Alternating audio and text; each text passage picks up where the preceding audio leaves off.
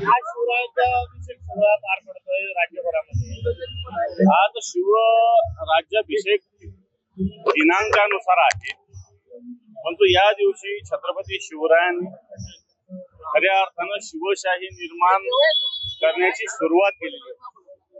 जे त्यावेळेस राज्य होतं अन्याय, अत्याचार, सरंजामी पद्धतीचं ते बाजूला करून शिवशाही आणण्याची सुरुवात केली होती जिजाऊंच्या आशीर्वादानं.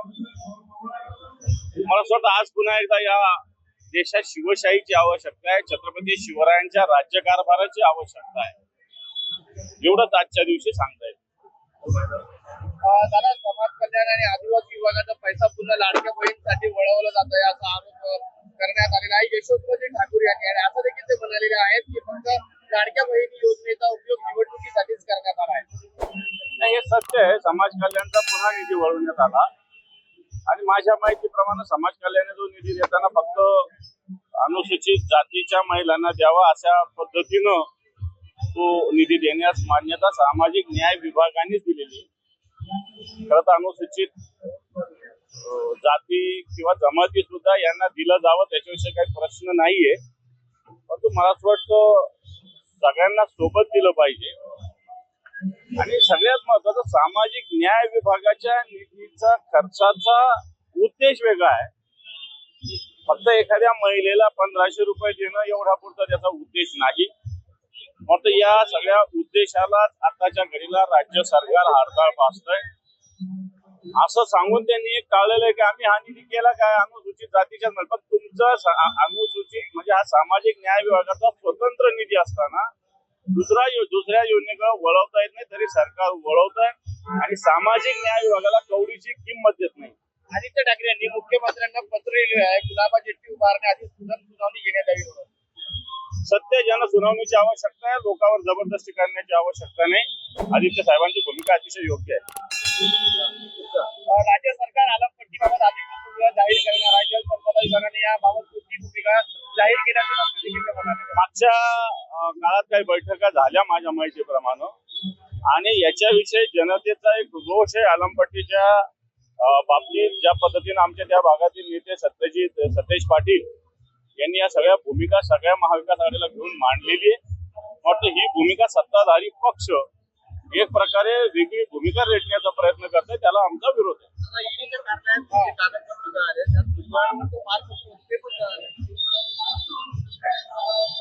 ते जळालं वगैरे काय आता ते ऍक्सिडेंट आहे, त्याला विषयी काय बोलायचं. आता मुंबईच्या पेटी नदी गाळा व्यवहार प्रकरणी आता ईडीचे मुंबईच्या विविध ठिकाणी छापेमारी सुरू झालेली आहे. कुठे? मुंबईमध्ये. कुठे? मुंबईमध्ये विविध ठिकाणी. मला असं वाटतं विविध ठिकाणी निश्चित भ्रष्टाचाराचा नायनाट झाला पाहिजे, पण तो जाणीवपूर्वक ईडीचा त्रास कोणाला दिला नाही पाहिजे. सत्य आरोप आहे. ज्या पद्धतीनं या खात्यातले अधिकारी जे स्वतःला फार भ्रष्टाचारापासून मुक्त समजतात ते अमिताभ एक आहेत, जे सुपेकर एक आहे, यांनी दिवाळीचा फराळ 1200 रुपयाला दिलेला आहे. काँग्रेसचे मोठे आणि मला असं वाटतं नुसतं फराळापुरता हा विषय मर्यादित नाही. आपण पीआयच्या विषयी आरोप करतो, एसीपी विषयी, डीसीपी विषयी, एसपी विषयी, परंतु तुरुंग विभागातले जे पोलीस अधिकारी आहे प्रचंड भ्रष्टाचार या विभागात आहे आणि मला असं वाटतं याचा ऑडिट होत नाही.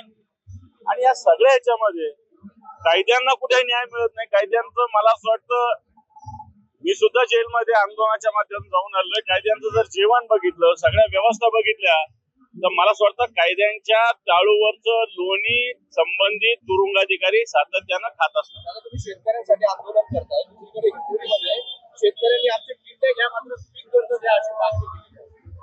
हे पहा, पीक कर्जाचा प्रश्न यावर्षी आहेच, कारण सरकारने कर्जमुक्ती करण्याचं आश्वासन दिलं होतं आणि म्हणून त्यामुळे बऱ्याच शेतकऱ्यांनी कर्जफेड केलेली नाही आणि कर्जाचा बोजा वाढल्यामुळे बँका देतील का नाही देतील हा मनात शंका शेतकऱ्यांच्या आहे.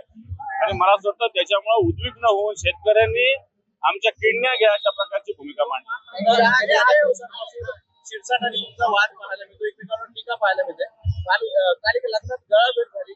गळाभेट वगैरे मी कोणाची घेत नाही, परंतु लग्नामध्ये आमच्यातील एक चव्हाण सगळ्यांचे मित्र आहे, शहरातले एक चांगलं व्यक्तिमत्व आहे, त्यांच्या इथे लग्नाला आम्ही गेलो होतो.